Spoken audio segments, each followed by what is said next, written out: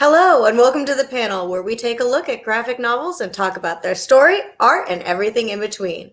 Now, with Halloween just around the corner, we're diving into a new kind of horror story for modern America. So put on your comfy shoes because we're about to take a walk through hell with AfterShock Comics.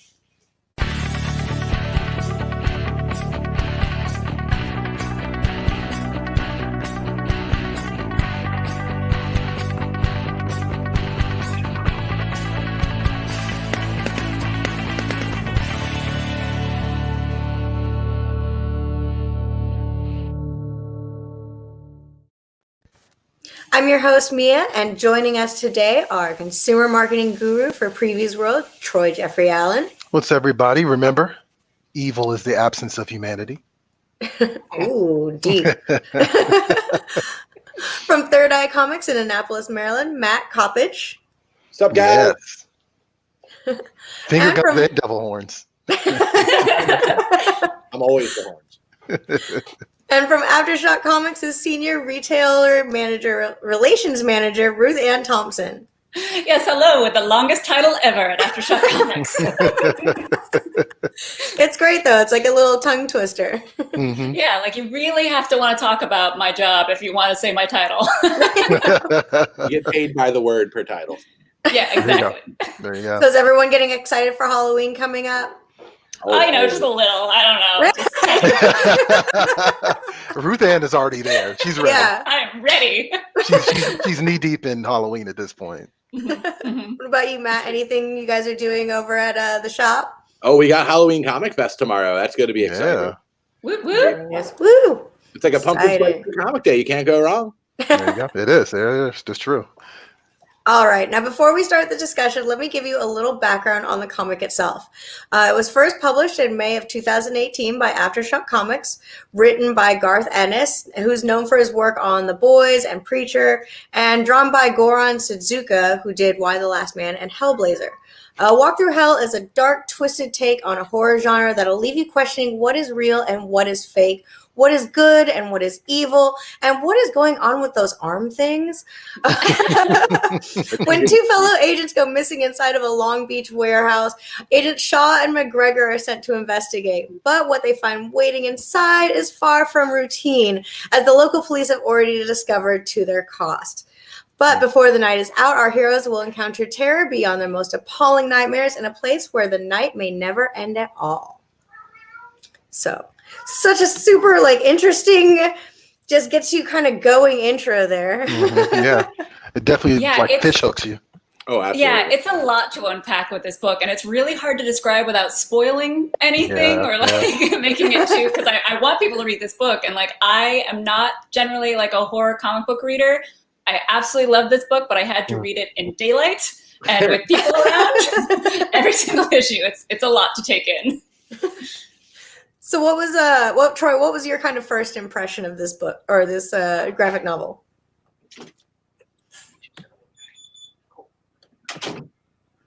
Oh, your sound is out again, sir. Uh-oh.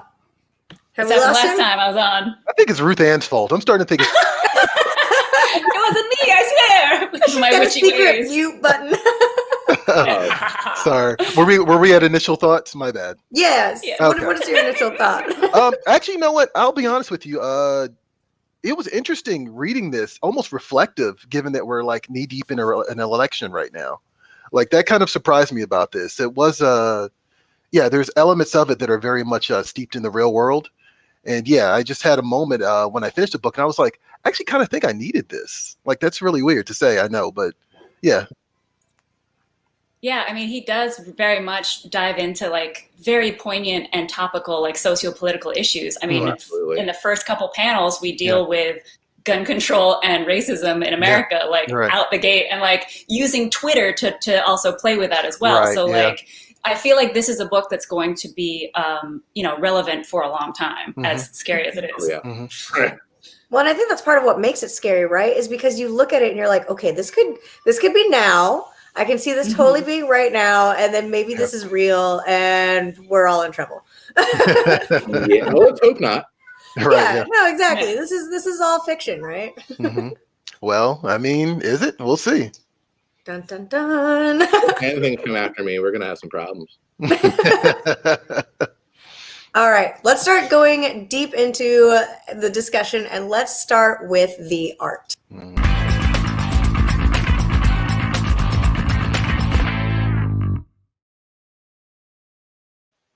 So the art of A Walk Through Hell was done by Goran Sudzuka, who's a Croatian Hugo and Eisner nominated artist who also worked on Y the Last Man, Hellblazer, and Ghosted. Since 2015, he's worked mostly for Marvel, providing pencils and or inks on titles like Wolverine, Thor's, Master of Kung Fu, and Black Panther. And A Walk Through Hell is his latest project since Marvel. So, getting into kind of the artwork of the comic, what did you guys think of the artwork altogether? I loved it. To me, it kind of has like almost like a noir kind of style.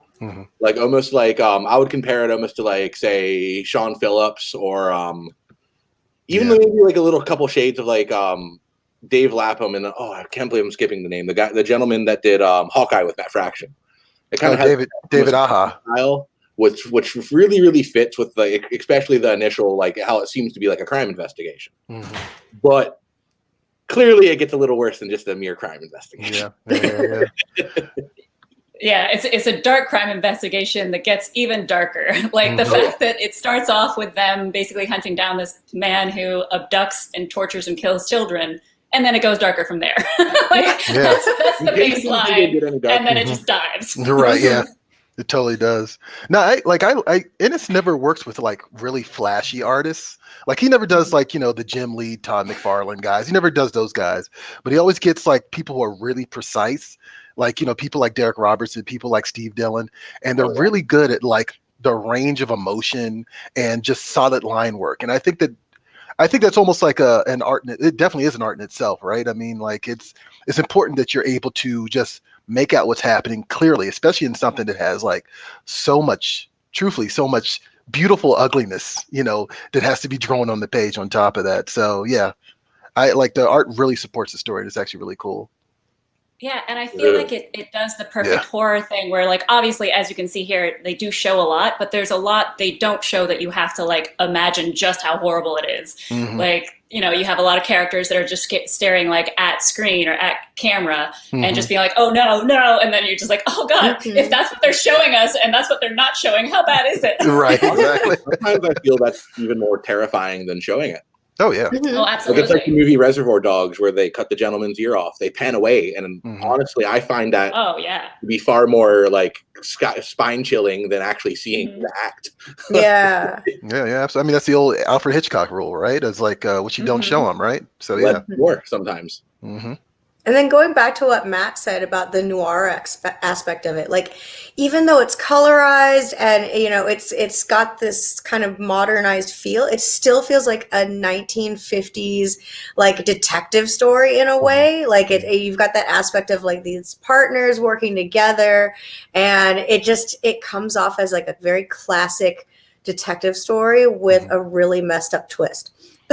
Yeah. Actually also reminded me a lot of like, the any number of police procedurals on television, but just like the color scheme and like just like the it's just a lot of characters who are in suits, like solving crimes, like looking at chalk outlines and stuff like that. But it just fit, it makes sense with the art. Oh, absolutely. Yeah, that's one thing I really appreciate with the editors and the publishers at AfterShock is they're very particular when they kind of make that connection of, writer, creator, and artist. So they always make sure that definitely like fits the story and they work well together, even though, obviously with technology now, they're never in the same room or even in the same city most of the time. Right. Now I think like with Goran, like he's I remember starting off and I'm like, okay, this is like kind of like a cop drama. And I was kind of curious how he was going to implement the horror elements into the book. But as the book goes along, like he's great at it. Like it totally works. Like especially those forearms. Like I've never been terrified of forearms before. But That's a lot of spine-chilling stuff. Yeah. Was there like any particular moment in the art that really like stood out, or is this probably going to stick with you guys for a little bit longer than the scene you actually showed a little bit ago with the gentleman, the other agent with the handgun? That part resonated. Like, oh yeah. And the fact that it's just like they're trying to like figure out what's going on. They're trying to take what logic they can try to pull from things and try to almost dismiss what may actually be happening to them. Like they're like, well, if we remove the magazine, there's still going to be one left in the chamber, but there's no empty magazines and there's like 47 bullet casings. So they're coming at it from like an investigative point of view. Yeah. As they should be, I guess, suppose, with their professions. But yeah, because that's so early on of them going into the warehouse that they think it's still reality. Like it takes a long time for them to realize it, and so give me logic because it's like this is impossible. And they come up with like the kooky theory. It's like, well, maybe we're on some kind of experimental drug, but like, how can two people see the same vision? Like. Yeah, it's really trying to like deductive logic of what is going on here and just realizing that absolutely nothing makes sense. Oh no. Yeah. I think for me the strongest part is actually like I won't spoil anything, but the final few moments with Carnahan, where he's kind of just laying out everything that happens. Like he's just giving off some of the creepiest looks. And like I think that's really when it became clear to me why Goran was like attached to this project. Like his acting, that's what people call it, right? Acting, like his ability to really like emote, it really works there, especially when you have Shaw, who's finally losing her, like just absolutely losing it finally. And like he's super calm, and like to have those two dynamics and have the artist like depict that so well, like that really stuck with me. Oh yeah. Yeah, for me, I would say it was the artwork when it came to the past of the villain. I'll say that. Just like just how awful that, like, we saw all this horror for this whole time, but then to see the horror of his childhood like played out like that made it just like it was awful. One of the things with him, honestly, that actually creeped me out more than anything was how normal he was, or seemingly, I should say. Like how human he was, even how polite he was. Like trying to get him the crack, and he's just being like, "Oh, gee willikers." Right. Yeah, that aloof, like, and that's exactly what I mean. That aloof sort of like just very distant, like expression, and how well it's depicted. It just, it totally works. Yeah, no, when Matt mentioned the forearms, I thought you were talking about this page. That too. Like this is probably like, this will traumatize me forever.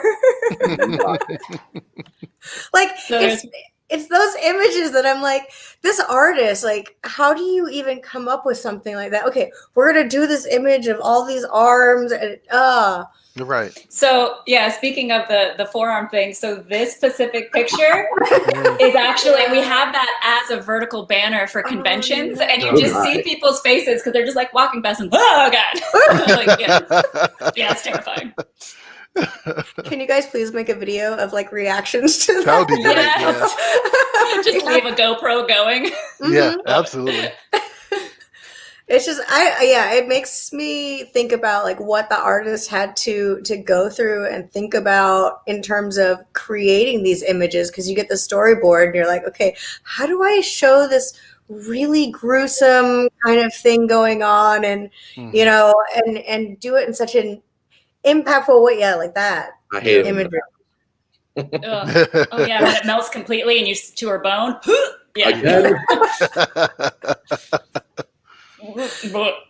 Yeah, true horror in mind there, I think. Well, and then like I think about it as the artist, like we're seeing that for X amount of seconds, right? Like we're absorbing that for probably 5 seconds total to really get it.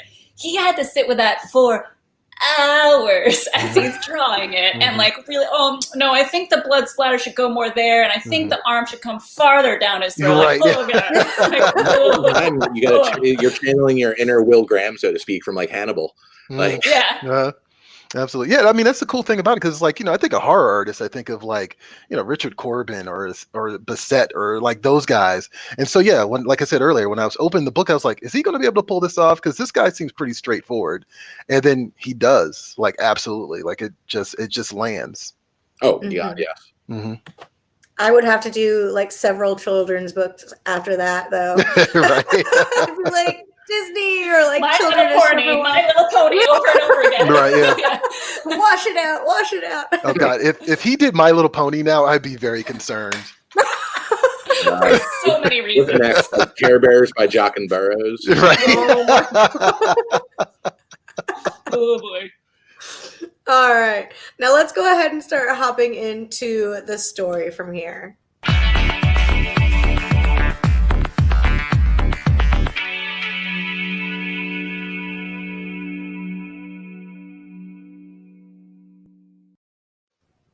So Garth Ennis has become a much heard name lately with the transition of his comics The Boys and Preacher going to TV series, the second of which won him his second Eisner in 1998.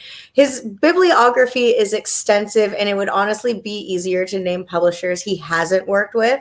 But I did find an interesting fact that I found kind of interesting because it kind of aligns with how I feel about comics. He's known actually for his disdain for superhero stories and characters, and instead prefers more grounded characters like the Punisher, John Constantine, or Nick Fury. Mm-hmm. And he actually didn't read superhero comics until his late teens, at which point he found them kind of ridiculous. And he stated, "I find most superhero stories completely meaningless, which is not to say I don't think that there's potential for the genre. Alan Moore and Warren Ellis have both done interesting work with the notion of what it might be like to think and be beyond human. See Miracle Man, Watchmen, and Supergod. But so long as the industry is geared towards fulfilling audience demand for the same brightly colored characters doing the same thing forever, you're never going to see any real growth.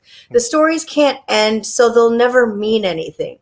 So that kind of made me go, dang, because I've always been more of like a non-superhero person, and that kind of makes sense with what he writes, but I never thought of it that way, about the growth. So just an interesting fact I found about him. No, I mean, that's why I always like those, like, I mean, I know he's not from Britain, but like, the British invasion era of writers, that they can bounce back and forth between any genre, and like they kind of, they just stick their foot in superheroes just to say that they did, I think Ennis actually said this to me when I did an interview with him, shameless plug, there's this idea of like, you do it for the paycheck, and you do it to like, kind of like, flex your muscle, your creative muscle a little bit, but then you make sure that you're continuously doing something personal. So, and I think that's what we got here, something personal. Mm-hmm. And I think that's why his stories really resonate, because it's more realistic, right? It's real people, another person. Like you could be this person.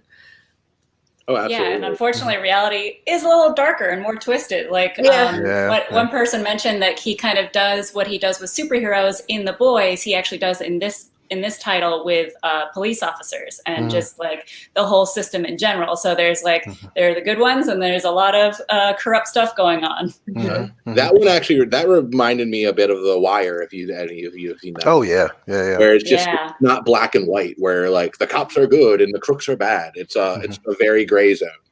Yeah, no, absolutely. And I mean, that's what he does. I think he does that really great. I mean, really best. Like I love his Punisher for that reason. God, like, not to get too off topic, but like his Punisher is kind of just moving through this world, and like all these corrupt things are happening around him, and he just gets murkier and murkier, and like he just becomes like almost the villain of his, well, he definitely is the villain of the story in a lot of cases, you know what I mean? And that's what I think he excels at. It's like that nuance. Right. Even with like Preacher, which is my all-time favorite book, I never thought I would relate to a dude who had the power of the voice of God. Right. Yeah. Right? So they make him very human and very relatable. He has his own feelings. He has his own thoughts on the matter and points of view. And sometimes things get complicated, especially on the quest that he's on in that particular book. Yeah. Now this is my favorite Ennis. Like this is like people kind of peg him as like, oh, he's the gross out guy who does stuff like The Boys and like, et cetera. I actually don't really care for that stuff by him. I actually like the war and crime stuff that's more straightforward. I like the Dreaming Eagles. I like the Punisher. I like the stuff that has the nuance, the procedural dramas, the well-researched stuff that he does, because I think that I learned something when I'm reading it, which is always nice, right? And on top of that, I feel like, it's more fulfilling for me as a reader. Like there's just so much story there. And that's the case with this too. This is a really, really smart book. Like you said, I mean, it took a lot of research and all that kind of stuff, but the way he very expertly like jumps in time and does the little timey-wimey, wibbly-wobbly type stuff to really like get the point across, it evolves and like opens up in such a beautiful and like poetic way. Yeah. But we were kind of talking earlier before we started filming, and like this is 0% humor in this book, like there is none, versus The Boys and other stuff where he kind of fits in a little bit of humor here and there. Yeah. But I think he balances it and keeps the reader interested and not too dark by like switching from time period to time period to time period. So we're not just stuck in this hellish, warehouse. We could then jump back to like a dinner where they were talking about this certain thing, so it's just like you can get like a little bit of a breather as the story unfolds. On top of that, you also get background on the characters that you don't get prior. Like you start to feel more of their personalities, and then you start to feel more of them as on the human level when they're going through this hellish nightscape, like such as that. Another thing I really enjoy about this book too, though, I feel that it almost teases you in like a good way. Like it never gives you the full scoop on an issue by issue basis. You'll get a little bit more information, but you'll never get the whole piece of the pie. And I feel that's very compelling, especially on like a monthly series. It gets you coming back wanting the next issue and wanting or next trade paperback. Yeah, no, and it also gets you to reread it as well. So like once it's all completed, and to go back because you're like, wait, did I? Because like going back and rereading it, there's like a lot of foreshadowing at the very beginning that like I didn't catch the first time round. I was like, no. I was actually very, very impressed with that because I kind of have a curse where I pick up on foreshadowing really, really easy. Yes, same. And, that one actually flew by me. Like it made my friend Miles angry when he showed me Breaking Bad, and I called all but one thing in season 1. I'm saying like it's the curse. I see it coming. Yeah, I have the same problem. Terrible to watch movies with. Now, let's see. We've got a question from the audience. Michael's asking, is it strictly a graphic novel or was it originally published in individual issues? So it was originally published in individual monthly issues and then brought together in two trade paperback forms, but we're also having a hardcover, a hardcover that's actually FOCing this Monday and will be on shelves on November 25th, which is a beautiful hardcover that has everything included. Yeah. So, I actually like got the soft cover for the show, and then after reading, I was like, no, I want the hardcover. I'm going to get the hardcover after this. So yeah. I was hoping you were going to say the hardcover was going to be in time for Christmas because this is a Christmas story. That's the other weird thing about it. I mean, it technically is. Most people do their shopping around Thanksgiving, so go for that family member or friend that just want to pep up their holiday. Now, what was everyone's favorite, like your strongest aspect of the story? What was the one thing that really brought you into the comic, got you super into it?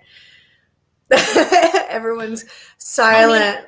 I would say kind of what I said at the beginning of this is just how topical it was and how it was dealing with, obviously this hellscape and the belief in afterlife and that sort of stuff and all that creepy stuff. But it was really dealing with socio-political like stuff that's going on right now and using Twitter and just the way that it all kind of came together from issue 1. Yeah. No, for me, I would have to say just how like methodical everything is paced with it. Yeah. Like it's not like a jump into it, guns blazing kind of deal. Like from the get go, it builds into it, and like you get little clues at things from like like that scene, that one, that's like the first mystery. It's why don't we have pulse? So why can't we feel our hearts beating? And then they try to dismiss that, but the kind of slow burn of it, how it's chugging, and it just keeps mounting me more and more. Like it teases me, like I was saying before. Like I just want to keep reading more, and I can't put the damn thing down now because I must know the mysteries. Yeah, beautiful slow train wreck you can't look away from. What about you, Troy? I kind of already said, I guess, but like, this is the Ennis I like, and I'm always reminded of that when I pick up The Boys and I kind of tap out like at issue 12. You know what I mean? But I can get all the way through this, and I think it's because it's just it's the best version of him as a writer. And I also appreciate, I also tend to forget this too, because sometimes I get caught up in the fanboy commentary of what people say Ennis is, right? But like, I appreciate the fact that this is him giving violence the proper gravitas that it needs. You know what I mean? Like when things happen, they have weight to them, and it's like, it's devastating, and it's like emotional, and it's character driven. And I'm just reminded, like, yes, this is the Ennis that got me back into comic books with Preacher. So yeah, this is the guy. Yeah. Yeah, I feel like there's also many different like faces of him too. Yeah. Like you'll have your comedic Ennis, you'll have your kind of horrifying Ennis, you'll kind of have your like what I call the nostalgic Ennis, which is him doing the war stories because that's a lot of the comics he read growing up. Yeah, absolutely. This one to me struck very differently because like I can tell it's Ennis still. It's got that same quality of writing, that same future, but it's a lot more bleaker. It doesn't have that comedic upburst, and I think that's very appropriate for this book as well, considering how grim the narrative of it is. No, absolutely. Actually, I'd same if a guy just came up like doing like kind of some kind of like slapstick humor or something like that. Right. I did find myself occasionally laughing. Like I don't know what that was about, but like there was a few bits in here that was like there's some dark humor that's just kind of like just thrown in there, and I was like, that's messed up. That's me from more being like a jaded horror fan. So. Yeah, that's also that too. Yeah, I think it's the laughing. Oh no. Right. It's also the uncomfortable laughter, right? Like absolutely. Like they went there. Nervous laughter. Yeah, no, I love the usage of the timelines. Ruth Ann, you talked about it briefly, and how it kind of gave you a chance to disconnect from everything that was going on, and it was like that characterization, but at the same time, you needed to have that breather because it is so dark of a story, and it's just every now and then you need to like step away. It's like watching too much Black Mirror. You have to like step away every episode and be like, okay, that was really messed up and I need to walk away for a minute and process. I felt with like Battlestar Galactica. It was just so great. Yeah. Well, I think that by balancing what he does, it makes it so it actually draws you in more versus like pulling you away. Like I need to breathe, and it's like no, it's okay. Look over here. It's like okay. Yeah. No, actually, it's funny you mentioned Battlestar Galactica because that show is so claustrophobic, and I kind of feel like it's the same thing with this. It's like the book could have been incredibly claustrophobic, but yes, he pulls away from it, like every now and then to kind of give you just a little bit of a break because, like, you're never going to get that much of a break with this story. Oh no. Oh no, it's a really great story, but yeah, you definitely need those little breaks. All right, so now we're gonna enter a little bit into some spoiler territory. So if you haven't read it and you don't want to know specific details, now's your chance to hit mute until our spoil graphic goes away. So let's get into some final thoughts, everyone. What were your overall thoughts? What was your favorite moment? Let's start with Ruth Ann. Oh boy. Favorite moment probably would be when they realize that they're where they are, that they're dead, and like this is all just, this is real, but they're not in reality anymore, if that makes sense. What about you, Matt? My favorite moment, and I apologize, I was actually looking in the book to look up his name, but it's when they catch the one fugitive, when they're going to the people on the list, and they find the one that didn't die on the side of the road at the gas station. And they're talking to him, and he's like laying everything out so matter of fact. It's like, oh no, I'm here because he wants me here. They all did what they did. They all committed suicide because he wanted them to. Right, yeah. And then that leads to the said infamous hand scene. Yep. Johnny's pulling no punches today. Oh no. It's on point too. Every time I mention something, it just pops up. I love it. You mean this? Yeah. But that one really stuck with me. That's when I was like, okay, this is serious. All right. What about you, Troy? Not necessarily a favorite moment, but something I really liked about the story. And I got my notes, so I'm going to look at this here because it's kind of a little bit involved. But like, it's responsive to the climate, which we already said. But I also kind of feel like it's an interesting dissection of different internet personalities, almost. Like, and I don't want to put words in Ennis's mouth here, but I kind of got that impression as I was going along with it. And I think it's interesting because it provides opposing views throughout the story, right? And it does it with particularly McGregor, because he kind of presents all these political arguments, and then you get to see all the other characters kind of argue against him or be indifferent towards him or support him or in some way, shape, or form. And based off of those political conversations, you get an understanding of those characters. And then when they do the things that they do in that warehouse later, it makes more sense, which I think is kind of cool. Like, Goss is a coward because he just won't really take a side in any of these political debates. Shaw is clearly indifferent up until a point. And yeah, like I said, McGregor, you find out later he has a reason for being so angry about injustice because of the injustice that was taken from him as well. And then Driscoll is very much about I'll do what needs to be done, and that factors into the final moments of the story as well. So I thought that was I thought that was really clever.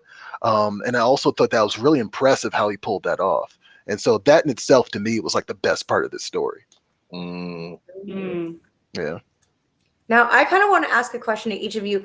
What kind of reader would you recommend this book for? Like, what kind? Like someone that just likes horror, or is there like what kind of person? Especially you, Matt, who works at a comic shop. If someone were to come in, what would it take to recommend this to them? So first and foremost, like I know a lot of my customers very well, and I know a lot of their tastes. I could show a lot of my people who like Garth Ennis. I don't even have to explain it to them. I can just say, "Hey, new Garth Ennis book," and they get it. Right. On top of that, like I would definitely recommend it to someone who likes horror. Absolutely, it's one of the creepiest things, especially kind of like the more like methodical horror type stuff. I would also recommend it. I would even recommend it to people who like a good crime noir with like a twist, or something that's like almost like a fan of like The Wire. Even you could bring it. It's a multifaceted book that you could get a lot of people with a different interest range that you could also use to segue into maybe, hey, maybe I like horror now. Yeah. Yeah, because for me, I'm not a big horror reader. Like I have a weird rule that I won't even watch horror movies unless it's in the month of Halloween. Like I'm very specific. But for me, I would suggest this to anybody similar to what Matt said, but also add in anybody that likes, thrillers or suspense or that sort of flavor as well, because it's so suspenseful. Like to me, it's less horror and more about that type of like what is happening, what's going to happen next, how is this happening, and that kind of tension and fear without it just having to be the gross stuff. But obviously, there's some terrifying imagery as well. For me, like a lot of people throw this word around lately.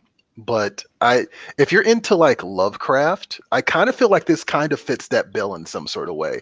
Like it's not cosmic horror, but it's the what's at stake, or it's just like the level that the horror happens on. Like it has these religious elements, you know what I mean, that are so grand.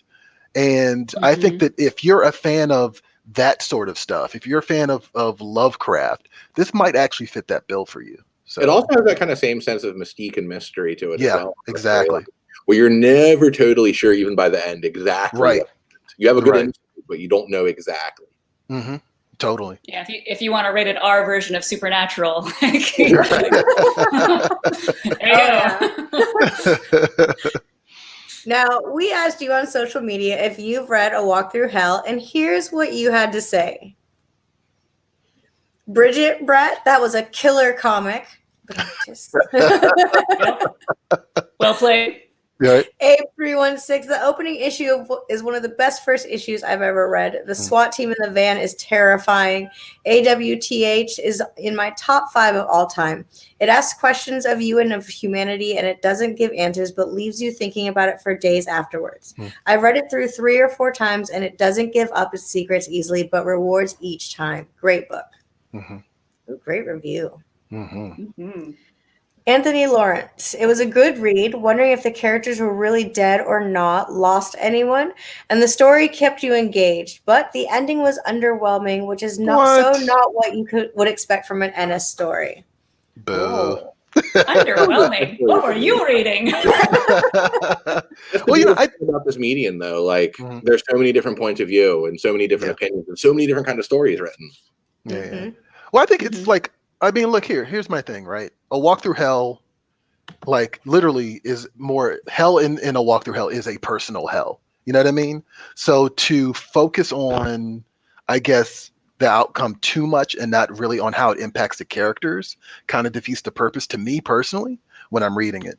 You know what I mean? To like kind of wait for that for the M. Night Shyamalan like ending, you know, like, okay, see, I caught on to this. That's not really what it's trying to do here. You know what I mean? It's really about these characters and the horrible things they've done. And I mean, they lay it out like it's evil is the absence of humanity, and how all these characters just have their souls chipped away at them, like, you know, because of this one murder mystery. So That was a powerful scene right there. Issue 1. Yeah. Mm-hmm. And I don't know. I mean, like, everybody, like you said, has their own taste and stuff. But for me, that like the end was such a twist of like what the cathedral actually was and what it represented, and like all that kind of like, I don't know. Maybe it was just me. No, it was. Yeah, I mean, like once I hit that point in the story, like I was just gripped. You couldn't pull me away from the book. Like I was just like, I literally like got up and like left the room that I was in with other people I was reading. I was like, I need to read this and pay attention to every word. So. So good. All right. Well, let's get on to our panelists' thoughts on suggested reading. What's something in the vein of A Walk Through Hell that readers would enjoy? Let's go ahead and start with you, Troy. Yeah, I'm gonna say Punisher Max. I think I like his Punisher Max stuff more than the Marvel Knights stuff, which I think people talk a lot more about. It's just murky morality, and it's definitely not a superhero story. And it's just like this book. It's well researched. It has nuance to it. It has like, a lot of times they do feel procedural, like they feel like a procedural drama, because like so much of like the details of how Punisher exacts his revenge, or the backdrop of like, Russian mobsters or wars in other countries, all of that stuff factors in some way, shape, or form. And he gives it the gravitas, the violence, again, the gravitas that it needs. So it's not like The Boys, you know what I mean? Like it's very much a drama in that regard, and I think it fits perfectly with this.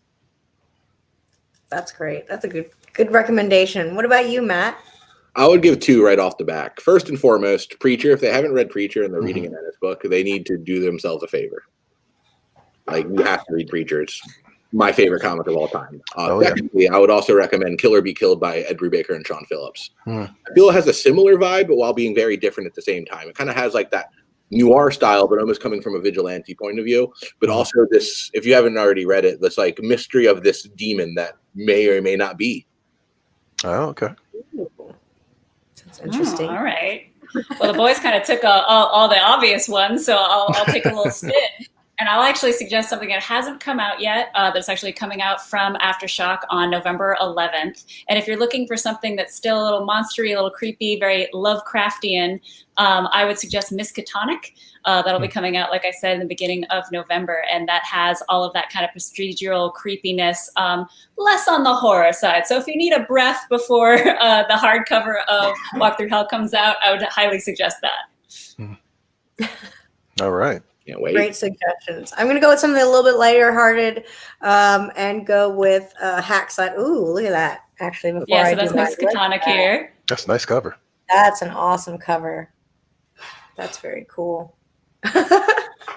Going back to mine, I would say Hack Slash as far as like, kind of a horror comic, but way more comedic and entertaining rather than suspenseful and kind of crazy, but still that horror vibe for Halloween. Definitely. Yeah. Well, but if you guys very much want this whole entire completed series in the hardcover, tell your local retailer today, because on Monday is when they're going to order it, and it will be in shops on November 25th, just in time for your holiday shopping. Yeah. Now, bring us to the end of the show. Don't forget to pick up A Walk Through Hell at your local comic shop using comicshoplocator.com. And I want to give everyone a chance to go through and kind of plug anything that you've got going on or what's coming out. Let's start with you, Troy. What do you got coming up? I jumped ahead a little bit and I mentioned it earlier, but I do have a 3-part interview thanks to AfterShock Comics and Joe Pruitt with Garth Ennis. And we talk about everything. We talk about A Walk Through Hell, which I hadn't even read yet. So actually, I kind of want to go back and rewatch it just to kind of revisit what he said about it. But we talk about his entire career, really. We talk about everything from pre-2000 AD to the present with A Walk Through Hell.